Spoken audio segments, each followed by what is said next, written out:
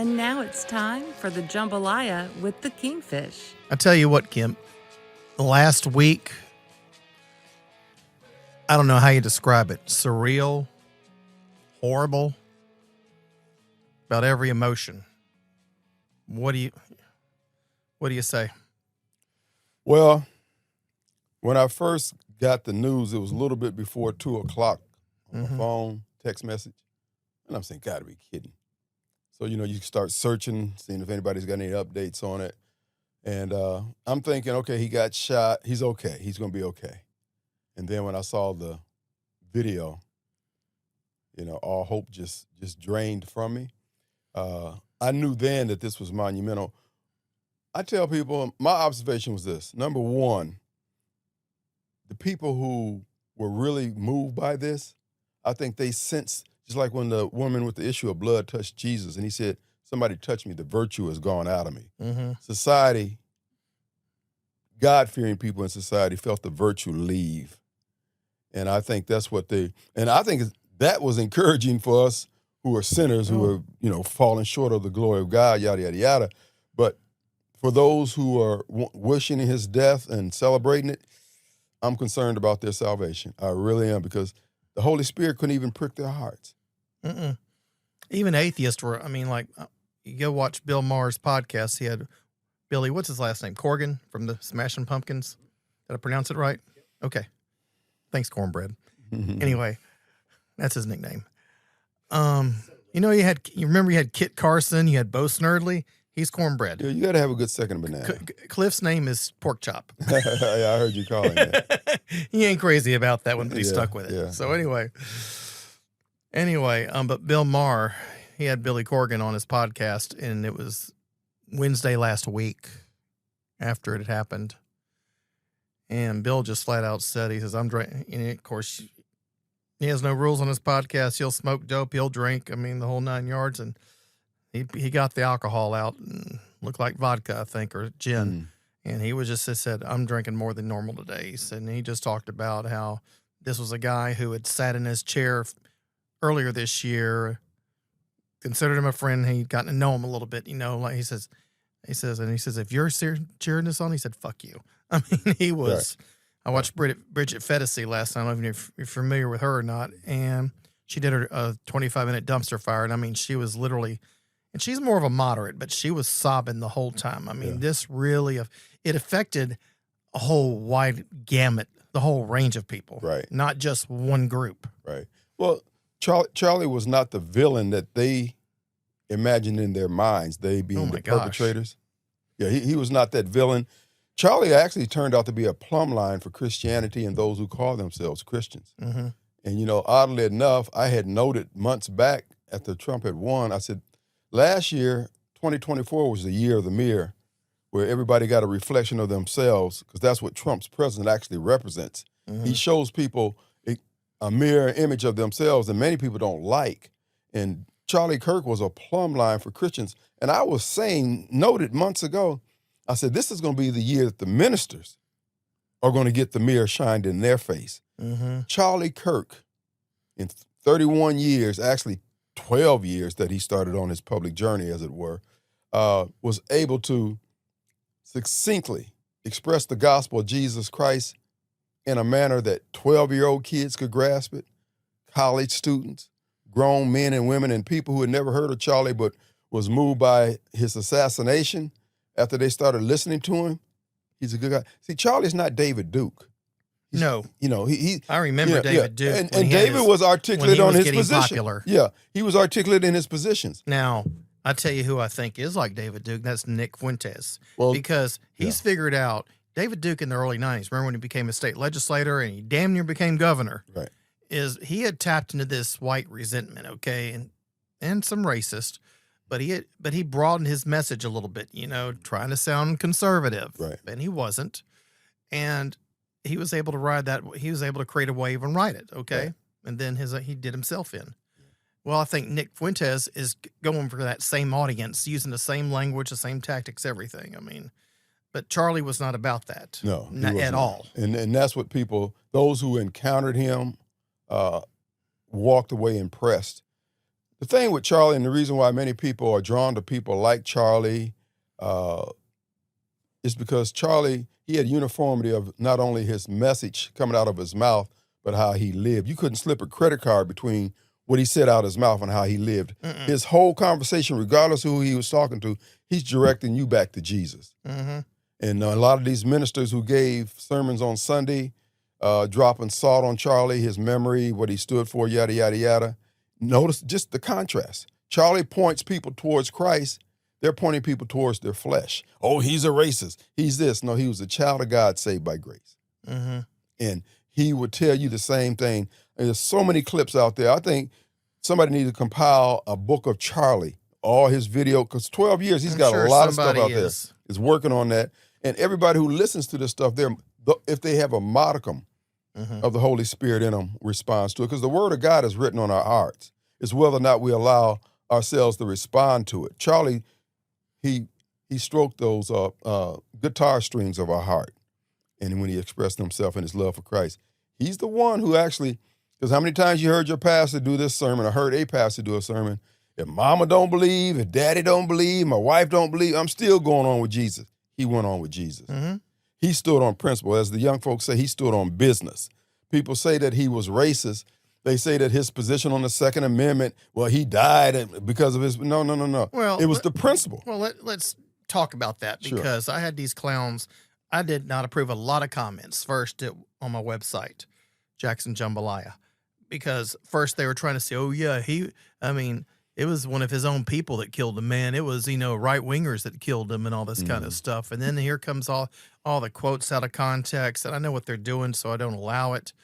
But like the gun thing, if you go watch the clip, he says, if you allow guns in a society, if you allow guns, you're going to have some people use them in ways they shouldn't use, murder, shootings, etc. And everything, like you always say, is a trade-off. So what exactly is your trade-off? What's your level of trade-off here? What are you comfortable with? And he said, you can have a Second Amendment. And he points out why you have a Second Amendment. It's not for hunting or self-defense. It's so we don't have what's happening over in England right now happen here, or over in Germany right now. Lord knows there. I'm looking at them starting to wonder why we fought, I'd say them. It's like they're just going back to their old ways again, it seems like. But you have a trade-off there, and what are we comfortable with? Some people, they don't want any guns, period, in society, because they value nobody being killed more than they do their right against a tyrannical government, okay? And others are saying, no, the most important thing is have this to protect us from a tyrannical government, because look over in England. They don't have any such rights. So guess what? They're now taking away their speech rights. They're now throwing them like $12,000 a year in jail for speech. Right. And if you rape, if some Muslim savage from Pakistan, which is what they are, tries to come rape a 14-year-old and she tries to defend herself, they're arresting her, which happened 2 weeks ago. Yeah. I saw that. That's how. But if you're watching this for the first time, folks, go Google it. This is happening right now. Well, and see, that's what Charlie was driving home the point, that if we have self-restraint, we don't have to worry about all these other things. Our society was functioning good when Trump talks about MAGA making America great again. They're going back to those times when people had guardrails on their behavior. They had self-restraint. You didn't need a police officer on every corner. You didn't need to wear a bulletproof vest to express yourself in public. And Charlie's saying, if we would just acknowledge who Christ is in us, be obedient to the word that has been revealed to us, these things will take care of themselves. His message was simplistic, just as the Bible's message is simplistic. We've made it complicated because we want to floss our titles as we deliver our message. Charlie didn't have a title. He was a servant. And many people have made an issue of him not having finished college, but he was clearly better educated in the true knowledge of humankind, which is the knowledge of human nature. Well, he grasped that. You know who else didn't graduate from college? Jesus. Okay, besides him. Yeah. Who was that? Oh, Musk? No, he did. He graduated from someone Stanford. near and dear to your heart in the radio business. Oh, Clay Edwards. No, Limbaugh.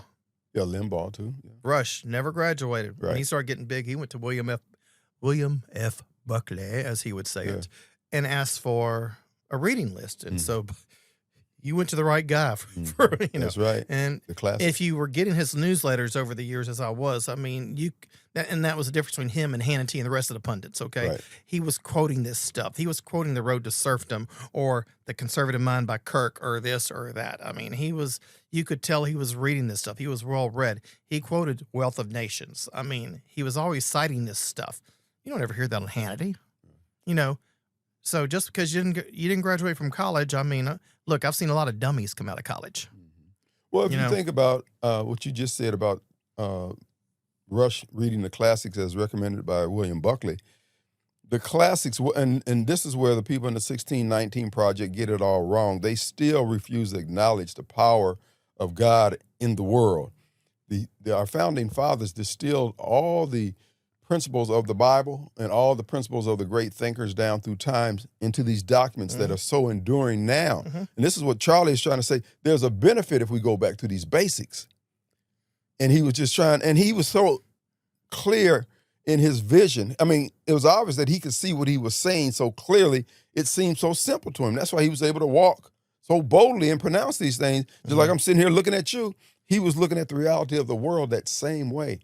And people were just astounded by it, but it was because he had yielded down and was willing to be available and obedient to the gospel of Jesus Christ. I'm impressed with that guy. As I said before, Charlie is a plumb line for Christianity. Many of these preachers today have nowhere to stand after Charlie Kirk has stood on the system. I mean, stood on been in the system and done what he has done over the last 12 years. What do you have? And I'm glad you're going at it this way, because that allows us to segue into this video I came across of this preacher. I think he's down under, okay? But yeah, let's go ahead, Cornbread, play it. One of the most promising young men of this century was shot dead some days ago because he spoke truth. Now you think corruption is in Africa? You think wickedness is in Africa? Shot dead for speaking truth.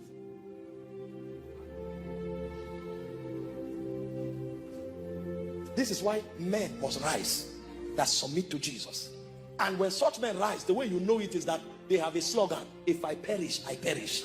Because when you kill one, the man to rest on 100. You will regret that you killed them. In fact, their death becomes a greater witness than their lives. The young man that was killed lived for 31 years, but the witness of one day of his death is more than his 31 years life. Today, every part of the world has heard his message, and many have been converted. So the person who killed him facilitated his assignment on earth. Because you can't kill the voice of a spirit. He was pregnant with the voice of a spirit. God was the one crying through him, because there was an abomination overtaking the land. A man who knew the will of God stood doggedly and defied death. They asked him some weeks ago, what if you die? He said, I want to be remembered for my courage, for standing for my faith. If that kind of Christianity does not return, we will not see the days of his power.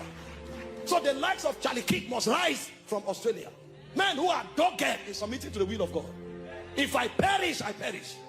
We lack such believers. Church is full, but you can't find men. Student section etiquette. Amen.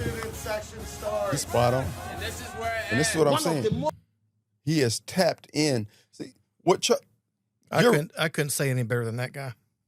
And I saw that in when it came out a couple days ago. Oh man, I was hoping I want to get a honest reaction out of you. Well, I mean, this is an honest reaction. You took away my fun. The truth of the matter is, your relationship with Christ is actually a frequency. Just like I call you on your cell number, I got your frequency. Right. He was on frequency with God. That's why he was able to walk as boldly as he was, and as an example to the rest of you. You don't have to live in fear. You don't have to worry about, because God promises our daily bread, so you got that covered. Just have courage, Christian courage.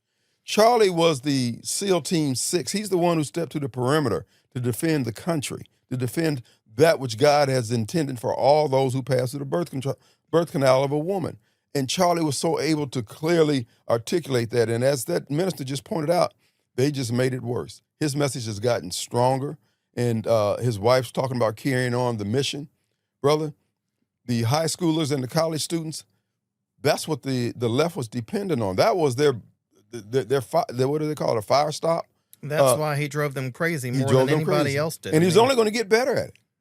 He's only going to get better. Yeah, I mean, actually, I've gotten a ticket to his show in LSU next month, and Clay got one. We were going to go down there and watch him and come back, and you know, and you just look at that. I got the ticket printed out. And you just look at it, you just go, whoa, you know. Well, what do you think about all these conspiracies surrounding the shooting? Oh my gosh! I mean, and they've been trying to put them on my website. I mean,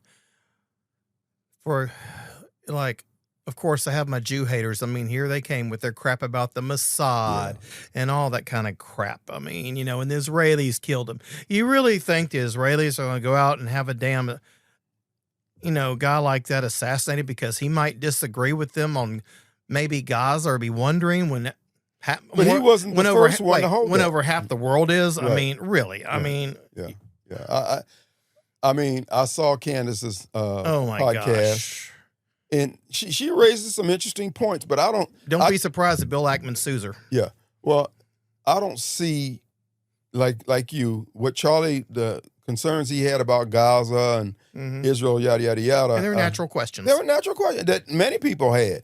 I just can't see them killing him for that.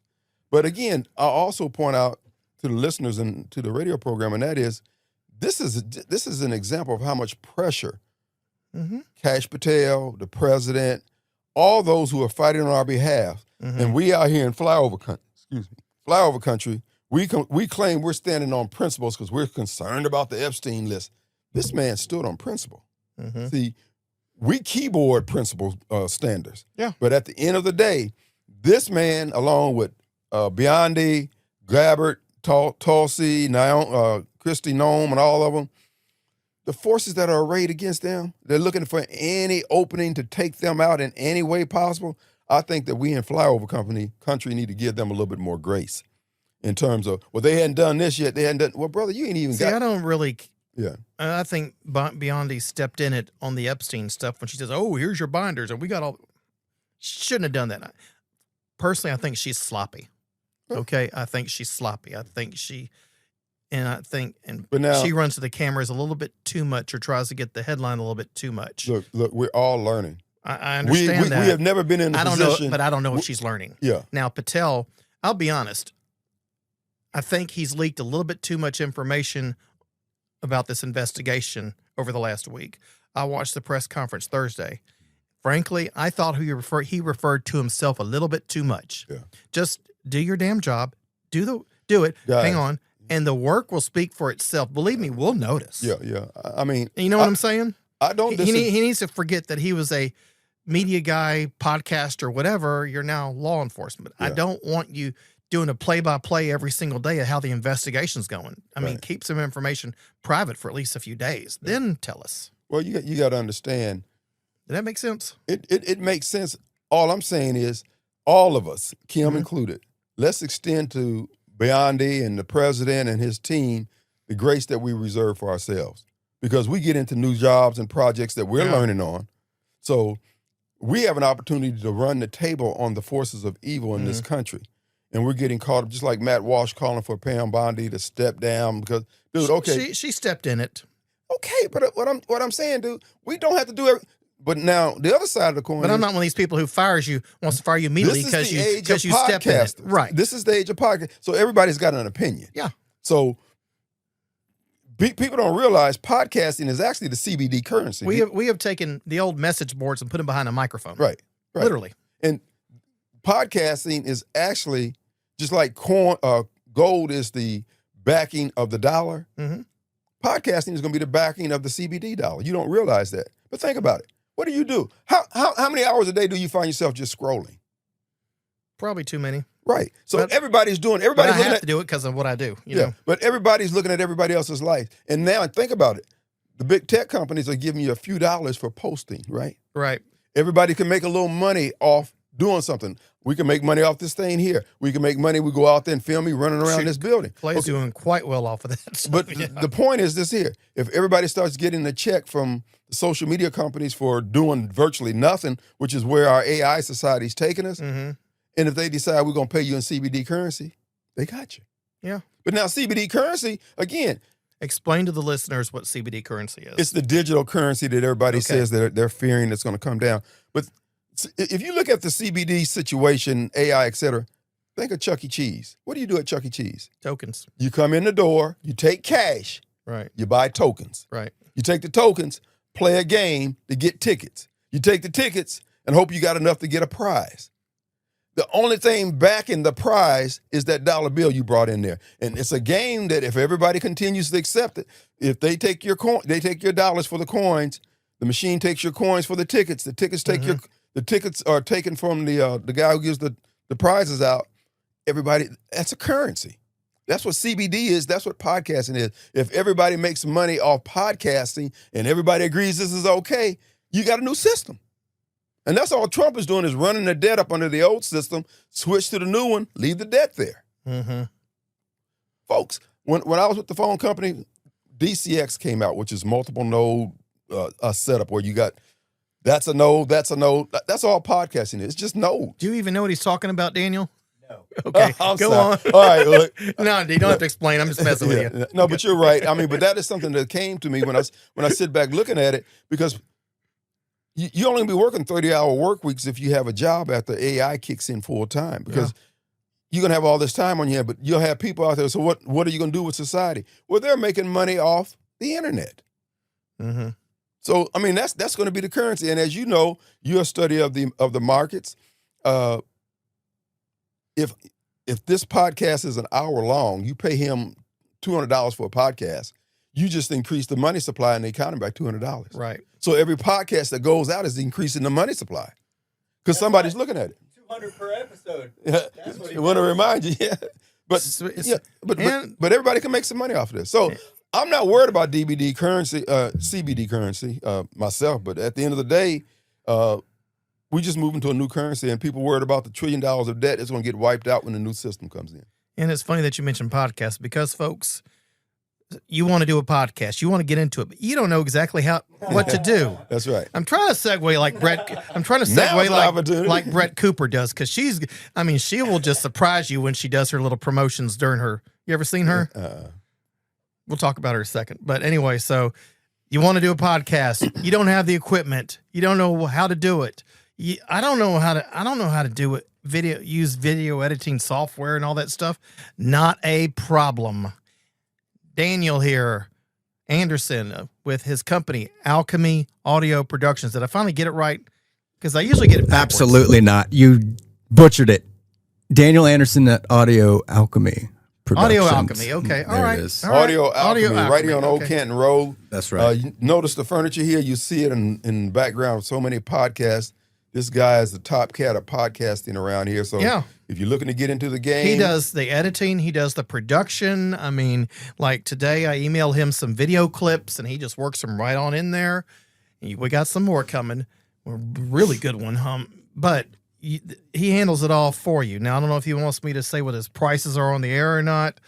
So yeah, it's $250 per episode. That handles everything: video, audio, uploading, Podbean. Now, if they want to do audio only, they can, right? Yeah, they can. I mean, you're the only person that does that. Well, but I have a face for radio, not TV. Okay? There you go. I mean, that's why. All right, we're on agreement on that. Yeah, exactly.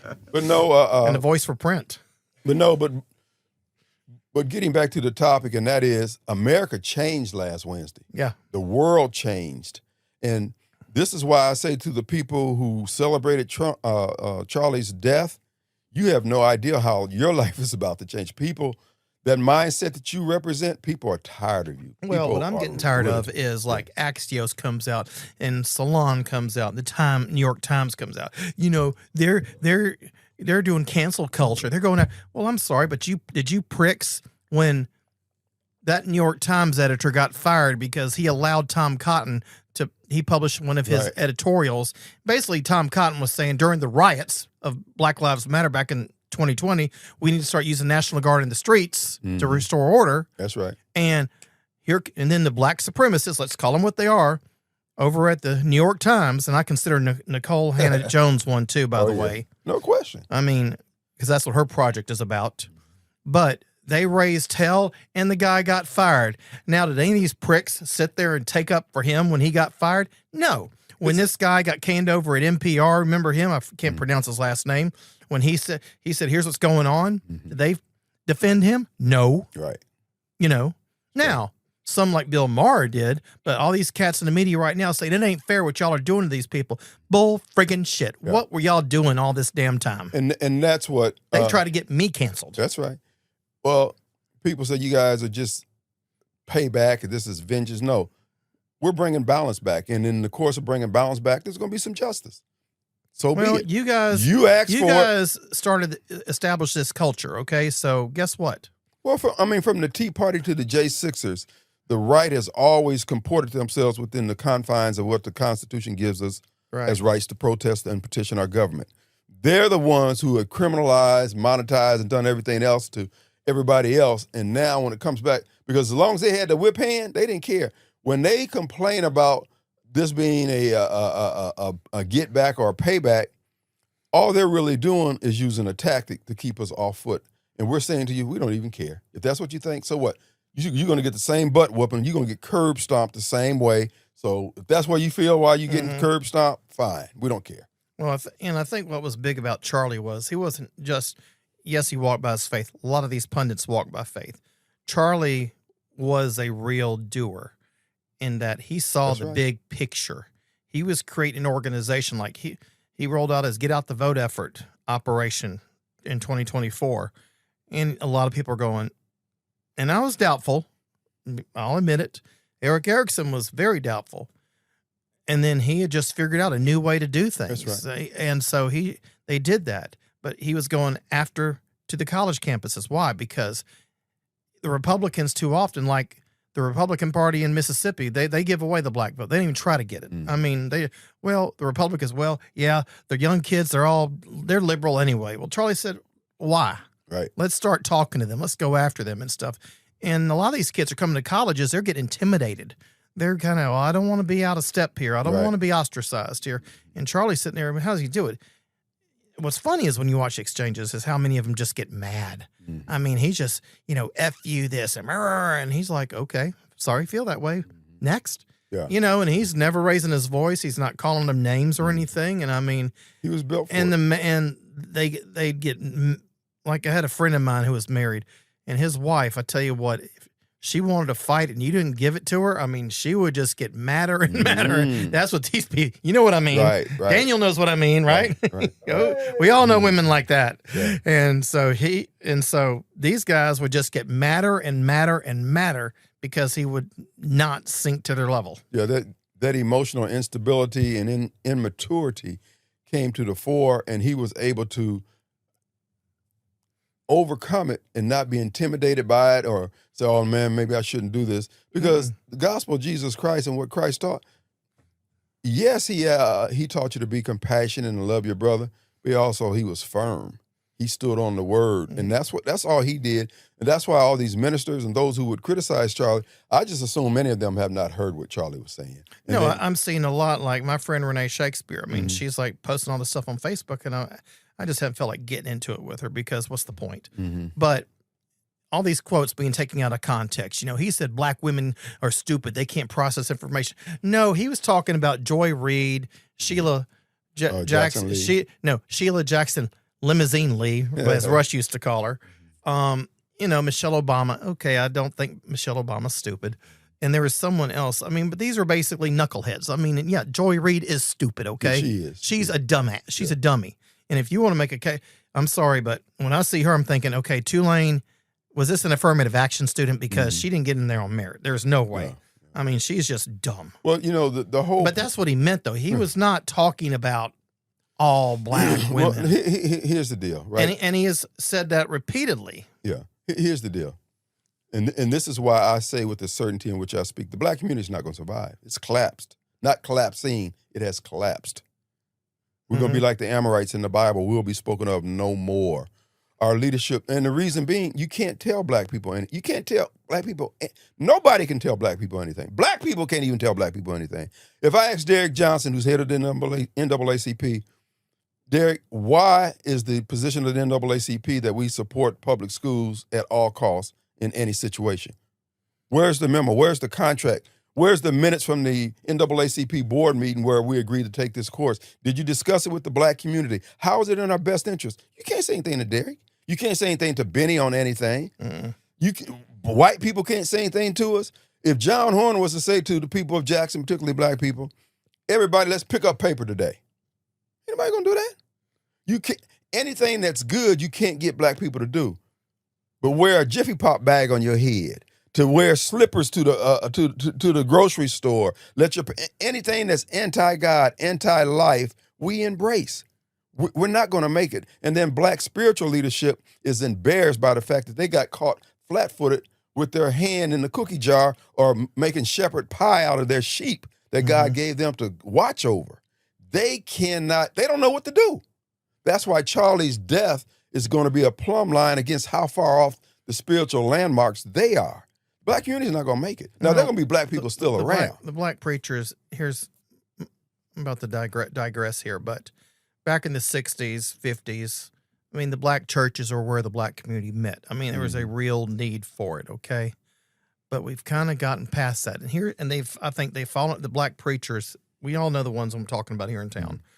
And by the way, Tony Yarber, he actually supported charter schools. He'd actually go visit them, you know? I remember that. And guess where he is right now working? He works for him? Midtown. He's the superintendent for the 2 schools. Cool. And I suspect you're probably going to see their scores come up when they come out.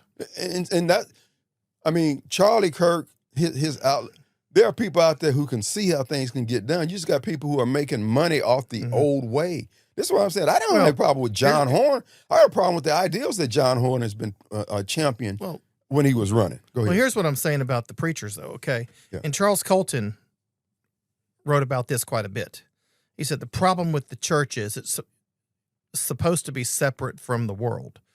And when the church itself starts getting into politics, now it's bringing itself down to their level. Right. Now, he was like, you want the church to create a culture, and then people will act on their own, vote on their, et cetera. Instead, because the ministers are getting deep into the politics. I mean, you know, I love to watch. I love to watch Dr. Frank Pollard. Okay, he might say something about a political issue itself, like gambling, but you've watched enough of his sermons, I'm sure. You've never seen him just get into politics and all that kind of stuff. You don't see politicians getting on his pulpit and talking to his congregation. I mean, you're there for the Lord, nothing else. But when you do this, you start sinking down. Now you're part of the culture. You're not separate from it anymore. You're in the mud with everybody else, and that's how they see you, and that's how they treat you. That's right. Well, again, many in the ministry today have to decide, are they going to return to the full gospel of Jesus Christ and preach that, or are they going to try to do this hybrid, I'm a civil rights minister and minister of God, I'm going to throw something out to you. We're probably on the 3rd generation of black kids who are growing up, 70, 80% unwed mothers, okay? And you can look around and see the damage that's done. They are at much more risk of going to prison, getting arrested. They're at much more risk of violence, sexual crimes. They're at much more risk of flunking out of school or having school problems, mental health problems. I mean, just across the board. Where's now this is somewhat of a spiritual issue. Where have they been all this time? I know there's some, but you just haven't seen anything. No. But if you bring it up, oh my gosh. Right. Even the some you speak of, it's kind of like trying to, sneak off first base to steal second base. You got to make a decision. You're going to have to leave one of them. Yeah. You're going to have to let something go. The black preacher won't do that. They're trying to navigate the blackness and the gospel of Jesus Christ and maintaining their ministry, yada, yada, yada, when all they got to do is believe God. As Charlie did. He believed God. God said these things be so. He stepped out on faith as if things be just as he said. I mean, I'll give you an example. Aaron Banks. He's actually a minister. Right. I'm sitting around him one time. Now, I like a minister who can laugh, okay? Who can not just tell jokes, but can take jokes, okay? And doesn't get all offended. But he sits there. One day I'm around him. He's just telling all these, vulgar sexual jokes and all that kind of stuff, And a while later, I just said, not the same day, but later I said to him, I said, you think after hearing you all that I would sit there and come to you with any of my spiritual issues or problems? No, I wouldn't, because, I'm sorry. I expect if you're a minister, if you're filled with the Spirit, you're better. Striving to be. Exactly.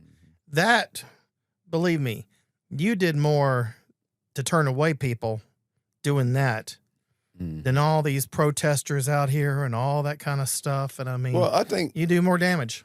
people like that scare me. Anybody who would traffic in the word of God shows me they don't have the fear of God. And people like that scare me because there's nothing they won't do. God's looking right down on the top of our heads right now. So you worried about what I'm thinking, but you ain't worried about what he's thinking, and you're supposed to be a representative. No, dude, you're too nonchalant for my taking. You done got too comfortable with the God that you say you serve, and it's a problem for me. Right. So all I can say, but getting back to Charlie, even in those situations, Charlie would still go back, point you back to Christ. I and my was not the key words in his vocabulary. He didn't talk about I and my stuff. No. It's we and ours and how we could be better people. He told the young men that he spoke to on the college campus about guardrails on their behavior and how it would benefit them long term. And this message, many of these kids had never heard. No. And so now they're hearing it for the first time. So at the end of the day, people don't want to bow down to the fact because they don't want to give, just like they don't want to give Trump credit. A lot of times when you're at the top of your game, that's why I say give Trump his dap. I'm going to give John Horn his dap. He pulls this off with Jackson. Like Obama. I didn't like Obama, but he did a couple of things I liked. Yeah. And by the way, he stopped gain of function research. Did you know that one? Yeah, he stopped. Didn't close down Guantanamo. Guess what? On those two issues, I'm Team Obama. Right. But you can't get people, they just hate Trump so much, they can't give him credit for anything. And even, like I said, I like to quote Bill Maher a lot, but even he's gotten out there and a couple of others have said, look, this is actually not a bad thing. Oh, you think we don't have enough government employees? I mean, you really think, reducing the workforce a little bit is a bad thing? Really? Yeah. They just can't give. Well, and again, that's what Charlie was saying. Guys, let's cut some slack here. Yeah. Let's just have a conversation. And this is what I was saying on the program a couple weeks ago about Trump in the era of Trump. Trump is ushering in the era of commerce. People who have an employee mindset, people don't have any muscle in their hustle, they're never going to like Donald Trump, and they're not going to like the world that's being created with his policies. But if you have some hustle in your muscle, whether it's podcasting or whatever it is, you're going to love Donald Trump. You're going to be able to keep more of your money. You're going to have more freedoms, etc. But if you want somebody to give you free health care, housing, and everything else, Trump's not your guy. I'm not just But that's where the world is headed, commerce. If you want to be canceled or have your podcast revoked because you said, COVID came from a lab leak in Wuhan, China. Right. Or you say that I want to report about Hunter Biden's laptop and you get canceled for that. I mean, then go vote for the other guy because that's what they were for. Yeah. But if you sit back and think about look at the test scores. They shut down all the schools and everything. Now look at the test scores. They're the worst they've been in a long time. That's why the clarity of Charlie Kirk's vision, his mission, is so important for these times that we're in right now. Because at the end of the day, these changes are going to occur in our society. He's just trying to tell those who would listen, give them a heads up. Hey, you need to adjust your sails accordingly. We got a different wind blowing in here. So when we look at a Charlie Kirk and we look at our society, Charlie has made us all better. It's just taking some of us longer to realize this, but we're going to be better off as a result of it. Between Charlie and Trump and the MAGA movement, America's getting back to normal. That's all it is. We're going back to normal. And the people who know what normal is have becoming emboldened because of people like Charlie and Donald Trump. And I've always said all the major events throughout human history turned on the actions of one individual who just said enough of that bozo crap. You and Eric Erickson and many others didn't believe Charlie when he said we can do this across the land with these kids. It was something new. It was something new. And when you're the first one to do something, you can expect it. But again, the stiffness of his spine, the clarity of his vision. This is why I keep saying, for those who can't see the fingerprints of God in these times right now, and you call yourself a preacher, and if I'd hate to be chaining you on if you watch him on his show, on election night last year, I mean, it was just data. I mean, he was just going right through it, mowing it down, and called it every step of the way. Right. And we're blessed to have people with this vision, bro. And that's, I think, what hurts the conservative movement is going to be losing someone like that because he saw big picture. He saw all this stuff, and he had a vision of what he wanted to do with it. And that's not easy to replace. Well, what it is, now, the way I see that is that God's plan is being worked out. A lot of times you're there to help somebody else's mission be accomplished. He did that with Trump. Got Trump's second term. It wouldn't have happened without Pennsylvania and Arizona. Right. And he made sure those got nailed down. He did a lot of work everywhere else in the country. But again, sometimes your role is to make sure that certain things get put in place for what everybody else has to do. So you just have to remember about being obedient. In the Nation of Islam, they used to talk about when we were in the Fruit of Islam, about walking your post. Walk your post in a perfect manner. Don't look to the left or to the right. You've been in the military. They put you on assignment. Man, I could do his job over there better than he could do that, better than he's doing it. But that's not what the sergeant wants you to do. He wants you to follow orders. He's working a bigger plan. And that's what we're looking at with the death of Charlie. There's a bigger plan at work. We just have to be obedient. That's why I said if the MAGA movement fails, it'll fail because of us, the MAGA people, not because of Trump or Charlie Kirk. They've done what they need to do. Yeah. It would just still amazing to me as you watch people, these people I know, and you look at their social media, their videos they post and stuff, and they're like, sorry, yeah, I hate someone get killed, but he kind of brought it on himself, and I mean, and they start posting doctored clip after doctored clip of him, basically what they're trying to do is justify their own hate. Is what they're trying. Exactly is what they're trying to do, and they're unrepentant. Yeah, that's what you need to take from that. They have no intentions of repenting. No. What I couldn't believe though was that stupid ass ABC reporter. Did you see that? ABC's Matt Gutman. After the DA had his press conference yesterday, and he went through all the text messages and all that stuff where him and his male lover, Right. I mean, he was transgender, but let's just call it what it is, a homosexual relationship. Right. That's what it was. And he just sits there and talks about, now I'm going to quote from the reporter. His name is Matt Gutman, ABC. And he was talking about how it's heartbreaking on so many levels. He was murdered brutally and all that stuff, And then on the other hand, there is this duality. Are we like in philosophy class or something? There's this duality of a portrait of a very human person, a very human experience from this entire family. As you mentioned, the mother who essentially discovered it was her son who did this, the kid who had got 34 out of 36 in the ACT, who had a 4.0 grade average, got a full ride to college. That kid was the one who had allegedly perpetrated this. She had seen those pictures and identified them. And then those text messages. Here's where it gets sick. And I don't think I've ever experienced a press conference of which we read text messages that are so fulsome, so robust, so apparently self-incriminating, but get this. And yet, on the other hand, so touching. Yeah. With the suspect reaching out to his roommate, who was allegedly his boyfriend, who we understand, identified as male at birth, now identifies as a female. And the terminology he used, he was trying to protect him. He kept calling him my love. My reason for doing this is to protect you, but also ask him to delete the messages, not speak to law enforcement. So there's this heartbreaking duality that we're seeing very tragically play out. He's talking about, the fucking shooter.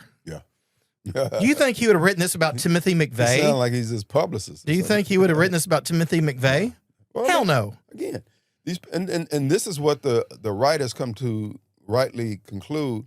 We're wasting our time. We just have to do what we have to do. The problem is you got clowns like this, and they're in major positions in the media where they're influencing the culture. They're influencing people saying this stuff. And I mean, it's like, dude, but be of good cheer, my friend, because at the end of the day, look at it. And he's doubled down on it. The curtain has been pulled back. Yeah. Everybody sees it, and many in this country have made it determined. This is what I keep trying to tell the black community who will listen, those who vote Democrat. You guys have lost. Yeah. The next election cycle, all the things that you've been holding on to. Now you're going to actually you're going to actually call on the guy that you say you serve, because the free stuff is going away. And it needs to. And that's what Trump was doing, because at the end of the day, we need to shake this rug out. And we'll find out who really can't get up and take care of themselves. We're not toting everybody. One thing I've noticed is that also you're seeing a lot more young black conservatives on TikTok, absolutely. on Instagram, on Facebook.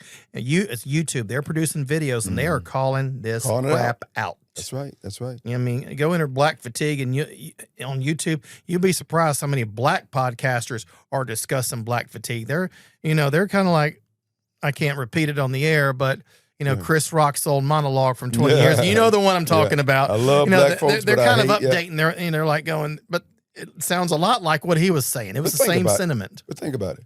What we've been doing has I not love worked. blacks, but I hate. Yeah. and truth of the matter is, everybody does. And Yeah. we at our own peril, this is what I was saying earlier, that you can't tell many black people anything. You can't tell them. Because the government has convinced us that we're part of a privileged, recognized privileged class in the eyes of the government. We've taken that to heart. But the marketplace is saying, we don't give a crap. And that's what I'm telling black folks. We need to learn how to pivot. There's no need to being mad at Trump, mad at Charlie, mad at me, mad at anybody else. Look at the political landscape and adjust yourselves accordingly. If you think that just because I'm black, I'm a female, I'm gay, or whatever, people don't care. The whole ribbon, flag waving and ribbon T-shirt wearing, people don't care about that. Well, and they're trying to smear him with that stuff. Like, I saw one floating around. He was against the Voting Rights Act. Actually, no, he wasn't. He questioned the Civil Rights Act. Now, Barry Goldwater was against the Civil Rights Act. Now, Barry Goldwater was no racist. He helped found the NAACP in Arizona. He was on his board. Believe me, he was all for I didn't know that. equal rights. I looked it up the other day. Yeah, he was all for equal rights. But if you're going to have a free society, then you have to have debates over what's the appropriate role of government. How far should it go? And when the Civil Rights Act, when it was first done, it barely survived in court because you were telling people, a private business, you cannot allow this person in. You have to allow these people, and you have to do it this way. You can't discriminate this way or that way, et cetera. Right. And you were telling a private business owner how to run his business. We really hadn't done it like that before. That's right. And so now I get the libertarian side of that argument. I do. But the Wall Street Journal came back with their own editorial about it, which they said, yeah, but you had the state getting involved in this stuff. They were assisting those private businesses in enforcing it. Plus, you can have a segment of society, say, is living in one area, and they're forced to drive, say, 60, 80, 100 miles away just to get basic services because nobody will serve them because they're black or whatever. Right. But my point is, that's what that's about, not, I don't want black people to be able to go to the store, Right. But they've totally taken it out of context. He was never said anything against black voting rights. Now, what I think hurts, though, is blacks, is in redistricting, is we got to be sure have a majority black district. So what happens? We take Benny Thompson. We juice that black vote up in his district up to about 65%. And so what happens? We got a bunch of, like Michael Guest, they stack his district a certain way, et cetera. So I'd rather see one district that's, say, 55% black, 55% black. The other one, 55% white.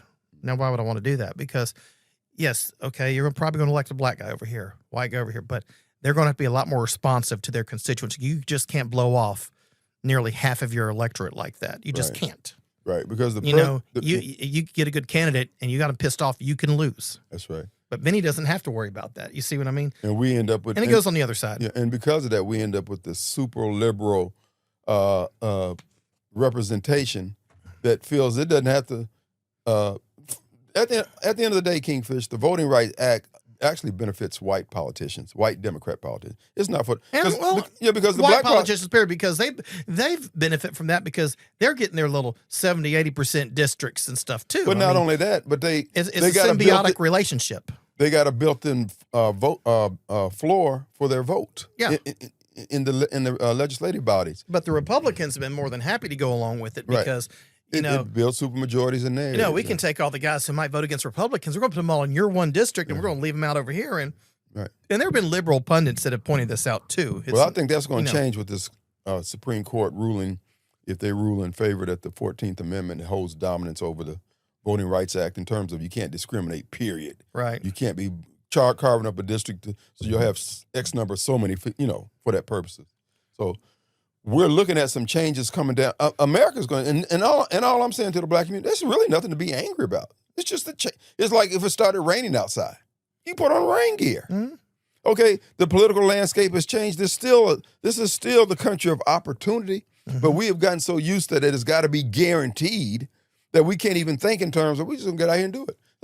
I remember when you started your podcast at your career change from the mortgage industry, as it were. You mean my website? Website, yeah. What did I say? Your website. Yeah. Years ago, and you were a little. I said, King, you can do it. And how long has it been now? What, 15 years? Yeah. Yeah. So the It's bottom line when is, when I covered you that, found out that you were able to. I can live off this. the Heather Spencer case is what really got Put you me in the game. into it. I was like, okay, I can do this. Right. And I could say I was doing, covering things the media wouldn't cover, and even the things they did cover, I was going deeper into it and stuff. And hey, well, you and Clay says I'm kind of responsible for him, but you know who else says? The Hattiesburg Patriot. I've kind of like spawned some of these people. Well, it's like when I found out that Clay was doing a podcast. I didn't know he was over there on Saturdays. And I didn't either. And I think somebody in my jiu-jitsu class mentioned.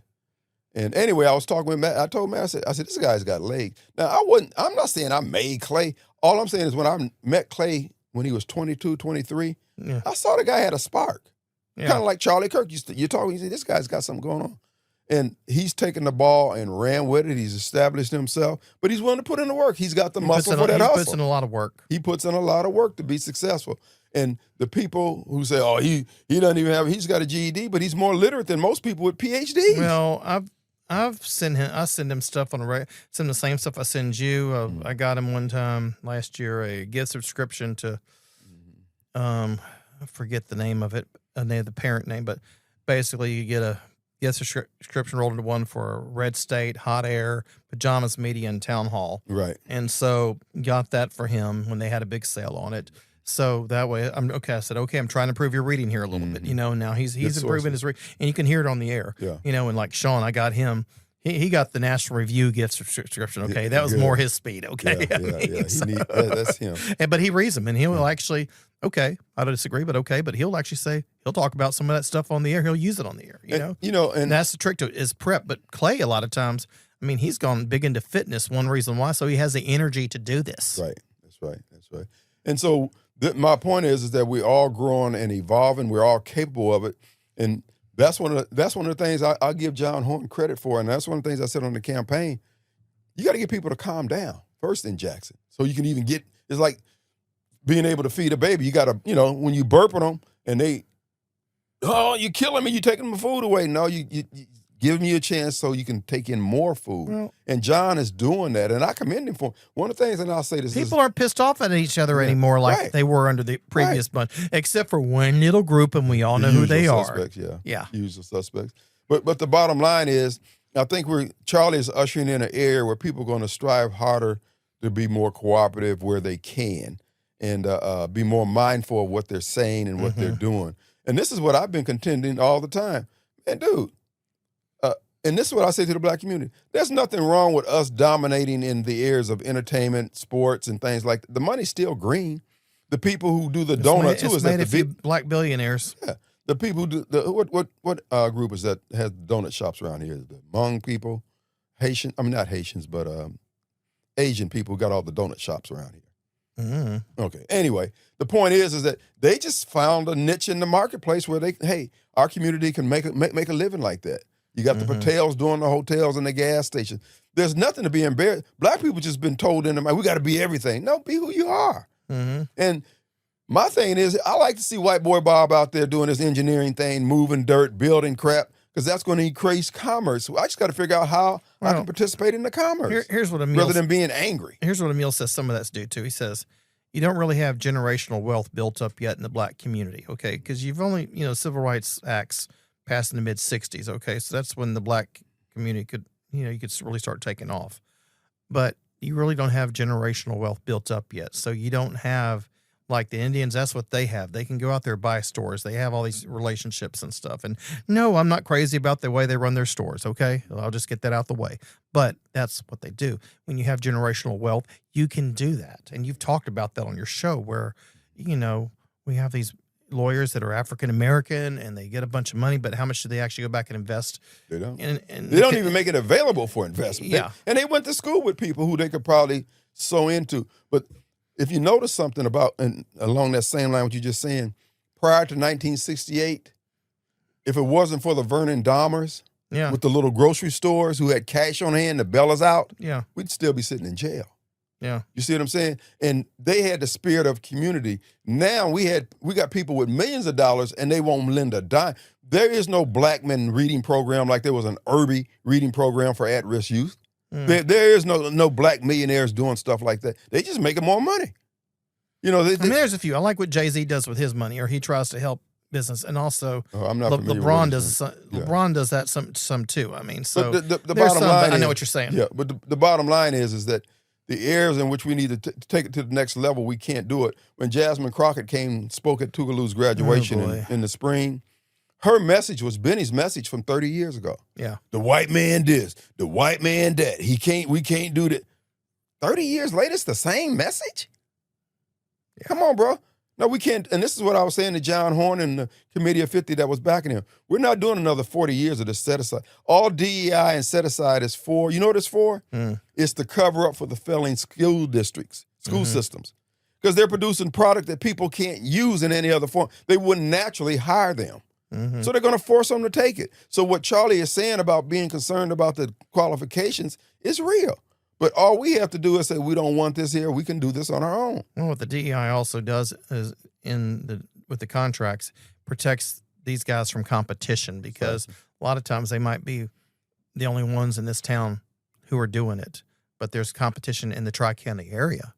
And what it allows them to do is they don't have to get better. They don't have to get lean or efficient. Well, they don't have to improvise, because they've got guaranteed contracts. I mean, you know, and that's the problem. Whereas the other guys, they have to compete. They have to innovate. Well, see, the whole guaranteed contract thing, you know, Wyatt Emerson was explaining to me when Set Aside first was the Vogue, coming into Vogue, rather, and the folks in the legislature, at the behest of some big players, said, look, we don't mind bringing in minority contractors, but if we got a $100,000 contract, they ain't getting none of my profits. Now, you can add whatever it is you want to give to them on top of that $100,000, and we'll be glad to take them on. That's how it has evolved to what it is today. So the taxpayers end up paying an extra quarter, 50 cents on a dollar, for services that should only cost $1. And so my thing is the Socrates Garretts of the world at this point should be at the level of a Hemp Hill. They may not be Yates, but they need to be getting there and getting off and letting somebody else up if we're going to continue on with that. My thing is, you ought to be able to just go out there and bid on the contract. You got enough black millionaires who can backstop you for insurance and anything else. The truth of the matter is, we want the white man to do it. And the white man, that's what I'm saying, going forward after Charlie Kirk, it ain't there, bro. So we're going to see how concerned you are with the community when ain't nobody else putting no money up and you got it. And the thing about Charlie is he recognized the constant threat against him. I think he was wearing a vest. He was. You know. People said that he wasn't, but I saw it. There's some debate whether the bullet hit the vest and ricocheted up into his neck. Who knows? Actually, I'm going to send you this. I guess when we get the autopsy, we'll know. No. This guy produced the video. There was 4 cameras there. Right. And what everybody has been seeing, myself, the very video I saw was him getting shot. Looked like a straight, coming from the front. Right. If you look at the camera that's on his right side, there's a camera that's on his right side, because you've been in the military. The entrance room does not leave blood. Yeah. The exit wound does. Right. And you could see him getting shot somewhere in his ear, somewhere down through here. Yeah.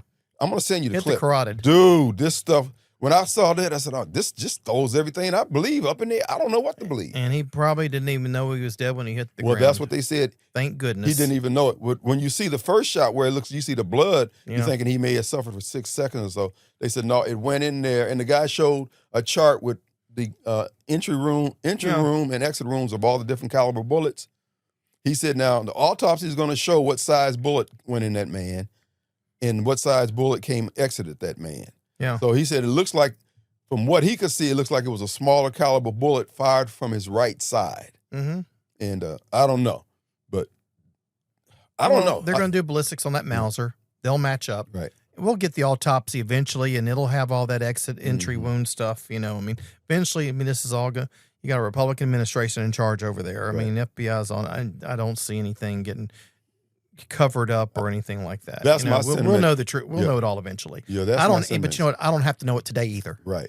And that's what I was saying, going back and forth with the guy last night. I said, you know what? Give them a chance. You just, the FBI lies. I don't believe anything. He said, yeah, I understand, bro. All I'm saying is calm down. Oh, my gosh. The stuff I hear from my side about, the FBI, they're all corrupt and everything. I know a few FBI agents. Let me tell you something. They work their asses off. And they've been damn good partners here in Jackson, working with us the last 5 or 6 years to get thugs off the streets, okay? Going after gun prosecutions. They've also, if you haven't noticed, last few years, before Trump came in office, they've done quite a few public corruption prosecutions and investigations. Chokwe, Lumumba, and Jody, but let's go to New Orleans. Right. Let's go up to Eric Adams, which I think Trump was wrong on that one, but okay. And then you got that former mayor of Oakland. Then you got that crazy mayor in that the suburb of Chicago. Yeah, that crazy. You know the one I'm talking about. Mm-hmm. The one who likes to have a $500,000 salary. That crap. Yeah. In a town of 25,000. You know. Right. So anyway, they've been prosecuting public corruption. I mean, the FBI. I mean, there's a lot of agents out there. I know it's about not a zero-sum game as hold on. many would say. I know the corruption at the FBI. I know at the top. I know. I read all that stuff, and I agree with most of it. But all the agents, no. Yeah. There's a lot like of them anything that care. else in society, and that's all Charlie was trying to say. Yeah. In my estimation, guys, let's calm down. Let's work this thing through methodically. My thing is, we got to get back to where we have a common goal in mind. That's what I was saying on the campaign trail. The reason why Jackson seemed to be scattered in its ability to get itself together, because we don't have a common vision of what we're trying to accomplish.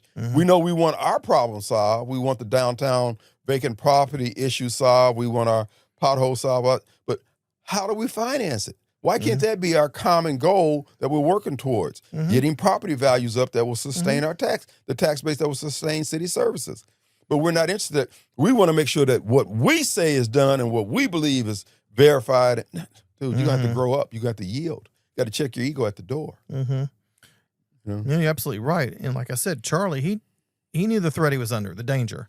And when you're in this business, if you're, I wouldn't say doing it right, but if you're being aggressive, there's always an opposite reaction. Well, there's some people are going to feel threatened by you. They're going to be jealous. I mean, I know this one guy who was banned from all this. What'll happen is they can't do it. They think they should be able to do it, but they can't because they're just not good at it. Right. Or they piss everybody off. And so what happens is they see someone else succeeding and they get really pissed off about it at that person. I've had that happen to me. I've had private investigators that I knew of 3 or 4 times digging, come trying to find dirt on me. Guess what, guys? I went through the FBI background check when I was in the Army, the 6-month one where they talk to everybody. I've been through, when I worked for banks, background check after background check. Good luck. I've had people, you remember 10 years ago, I called you out to my house immediately when I discovered it. Someone, based on what I wrote on my website, broke in my house and literally didn't just vandalize. I mean, they trashed it, broke furniture, broke beds. I mean, you remember. That's why I called somebody. That's why I called you over. Yeah. And then I've had people, like I wrote about one guy who got arrested. This was about 4 years ago. A year later, he and his wife show up on my front door unannounced. He's a known hothead with a concealed carry permit. Yeah. I mean, he didn't see what was behind my back, though. I mean, so thank goodness. But anyway, but that's what you got to deal with, though. Yeah. And Clay's had to deal with some of that. Well, Dale, and I'm sure you've had your episodes, right? Oh, no question. Well, Dale Neely told me one time, he said, Kim, if you're going to be a maverick, you're going to take some arrows. You got to decide it. Are you built for it? I don't mind taking it. Yeah. And it gives me a great story. Well, but not only that, dude, I don't intend to leave this mess for my kids and grandkids. I'm not going to do that. That's why I was saying the other day, I know some of these polished Christians, they live their life because they want to be on the dais next to Jesus. Dude, if I can work the parking lot, I'm good. But I'm not going to leave this mess for our kids to have to contend with when I had an opportunity to do it all out. But my goal is to floss and flex in the hereafter with Jesus. It's an admirable goal, and I'm not saying you're wrong for it. I'm just saying that's not my ministry. That's not mine. I mean, but when you do this stuff, you take a risk. Charlie knew that risk. And increasingly with Gen Zs, these people are nuts. And if many of them, he'd still do it. He'd still go. I mean, and I've seen like Matt Walsh say, "I'm not leaving town for Nashville to speak." This happened a couple of years ago because we're getting threats and stuff. Well, okay, Matt Walsh can afford security. I mean, or take your family with you. I mean,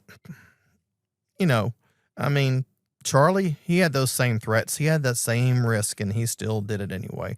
And that's why he is so powerful. And the other guys in the Daily Wire bubble, he endured to the end. And, He and endured Charlie to the was, see, and there's a difference between the guy that writes for their own team. Right. He's writing to his own team. I do my website. I'm thinking it's not just for my side. It's I do a lot of posts there for everybody, and I have a pretty diverse readership. Charlie was going for the other side. He was going for the people in the middle who were undecided. That's what he was going for, not just preaching to my own team. And that's what Limbaugh would do. Right. And one of the things, as you just laid that out there, people have to remind, and my friend Sterling, the late Sterling Williams, always said about people when they said, I'm going to kick your butt. He said, now, what do you think I'm going to be doing while you doing that? You think I'm just going to be sitting here? Yeah. I'm not going along with it. And that's all Charlie said. I'm not going along with this here. This is evil. We don't have to put up with it. We can mount. And as it turned out, found out we're dealing with paper tigers. Yeah. Trump found that out. And look at it. One man, like in the case of Trump, he's curb stomping everybody that was against him. Curb stomping them. Not just beating them. But here's the thing. A lot of these Antifa people, they're not paper tigers. I mean, I'll give you one. He's not Antifa, but remember, he used to be here in town. Remember Adolfo Minko? Oh, yeah. Guess what he was doing? He was taking MMA classes. Why do you think he was doing that? If you've read his social media stuff in the year, you know exactly why he's doing it. You think he wasn't going to the range? Of course he was. You know, guess who? I mean, he's getting ready for the day. You know what I mean? Like some of these right-wing nuts do. But the Antifa people, I mean, they're going and learn how to use weapons and do stuff. Antifa is the government. Because think about it. They haven't pulled the mask off one Antifa protester yet and found out who sent you here. No. That's Chris Wray. It's Chris Wray's team. I totally agree. Yeah. And Matt, the Navy but SEAL Lord, the Klan, they will sit there, infiltrate. Right. They'll create Klan rallies just to suck them in. I mean, well, you know? in my estimation, what we call the tech industry is actually DARPA. They went to Gates. They went to all these folks and doing the thing in the garage type stuff. That's a good story. But at the end of the day, think about it. Think of where we are right now. Remember when the internet first started? Dude, you could do anything. You could say anything on the internet.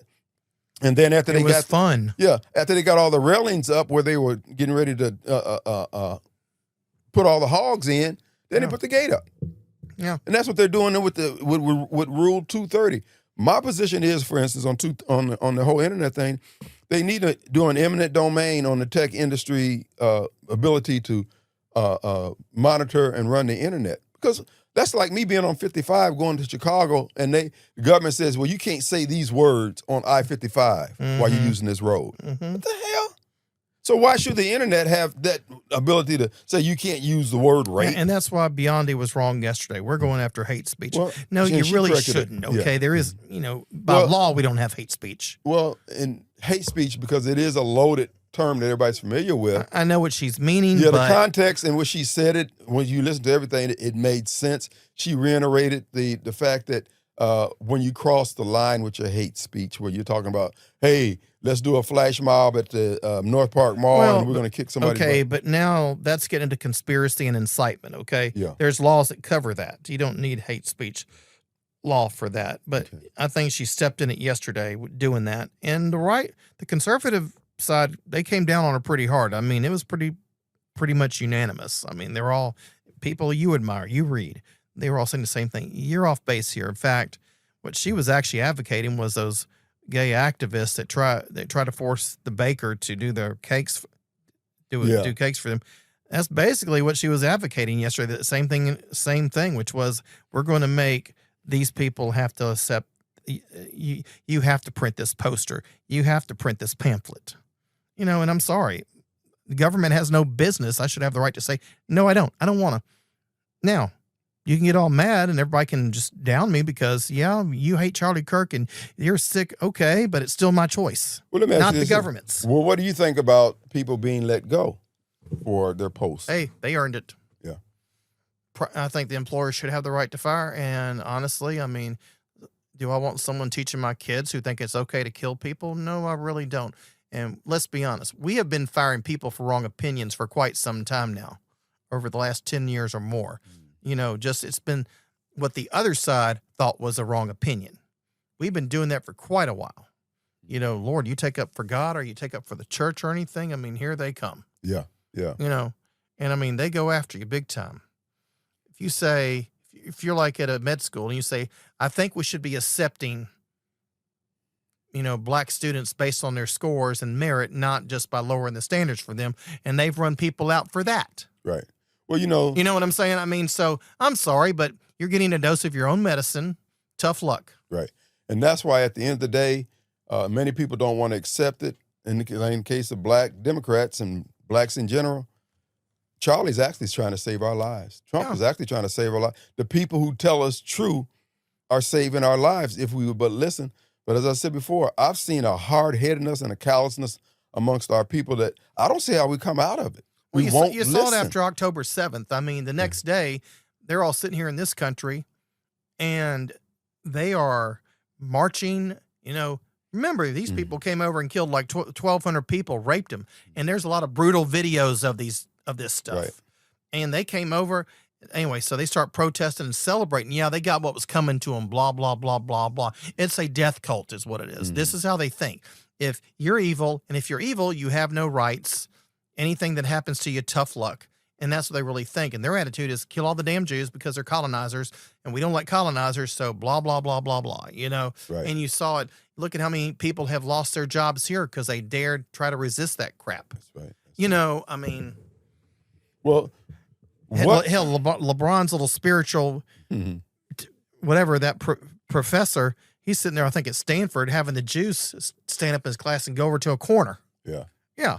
Try that with a black student and see what happens. Right. In fact, let me put this to you. Right. And that's Hang on, you're gonna love this one. Let's go back after Obama was reelected. What happened up at Ole Miss? Yeah. Remember someone hung a noose on James Meredith? Yeah. And they went after him the whole night, and they prosecuted him, and they got a conviction. Yeah, I remember that. You know, so now all of a sudden you are all for throwing that guy in prison for prosecuting him, but yet you can turn around and no, sorry. All right. Getting to the part where Jesus saved. Charlie's assassination, what have you resolved to do, think, going forward? I mean, has it changed anything? And No. I intend to do this. I was already that- pretty aggressive. I mean, I was already, you know, it's not going to change one thing, you know, and if I get grief for it, oh, well, you know, if I catch hell from people, you know, oh, well. I mean, I've been doing that for years. So, I mean, I made that decision a long time ago, you know, and, you know, and I've had a lot of it come after me. I've had a lot of smears on social media. I mean, I've had people say, well, I don't want to wait on him because I don't like his website or politics. Okay, fine. Right. You know? Yeah. Not until you start spitting in my drink, then something's going to happen. Well, I have resolved just double down. Yeah. The reason why I train, the reason why I train in martial arts and jiu-jitsu and going to the range, etc. Dude, I'm at best mediocre. All I'm trying to do is up the odds that I walk away victorious. Yeah, but to an average person, though. Yeah. You know. Well, that's what I'm saying. More than likely it'll be the average. Because most people who are trained in martial arts aren't the ones going to fight you. No. It's the knuckleheads out there that want to try your stamina. But at the end of the day... I've thought about doing it. What's that? You know, going back and forth. Would I want to do that like you're doing, or actually, you know what appeals to me? Boxing. Yeah. Well, actually, boxing is the key. If you can't take a punch, all that other stuff is irrelevant. Yeah. You know, even if you're not a good boxer, if you can just go in there and take the punches. And that's one of the things I like about jiu-jitsu being full contact. You're actually doing it. It ain't, you know, all the other stuff you're practicing. But in jiu-jitsu, you're there. That's real life. You're really tired from getting thrown and pinned and everything else. So I just encourage everyone to take more control of their life. You're your first responder, and you're responsible for making sure you're good, you know. All right. Well, I'm going to get your reaction on one little thing here. Okay. Put on your headphones, and I'm going to set this up. This 5 was minutes. This was in Dearborn, Michigan, which is now majority Muslim, has a Muslim mayor, Muslim city council. So they were going to name a street after a Hezbollah leader. Now, to refresh your memory, Kim, Hezbollah killed 242 Marines in Beirut. Remember that one? Oh, yeah. Numerous assassinations, blah, blah. They love to kill Jews, blah, blah, blah. They want to name a street after the guy. This one brave soul here, listen to what happens here. You'll hear him and the mayor. Go ahead. I mean, Hezbollah, bombed the embassy in Beirut, and including many Americans. So I just feel it's quite inappropriate. You are an Islamophobe, and although you live here, I want you to know, as mayor, you are not welcome here. And the day you move out of the city will be the day that I launch a parade celebrating the fact that you moved out of the city, because you are not somebody who believes in coexistence. It's unreal. I mean, that's how these people think. Well, They want. I want you to get out of this town. We're going to celebrate it. It's like what Revelation said when the two prophets are finally killed. There's going to be a worldwide partying going on when they finally are. When the devil's allowed to kill them.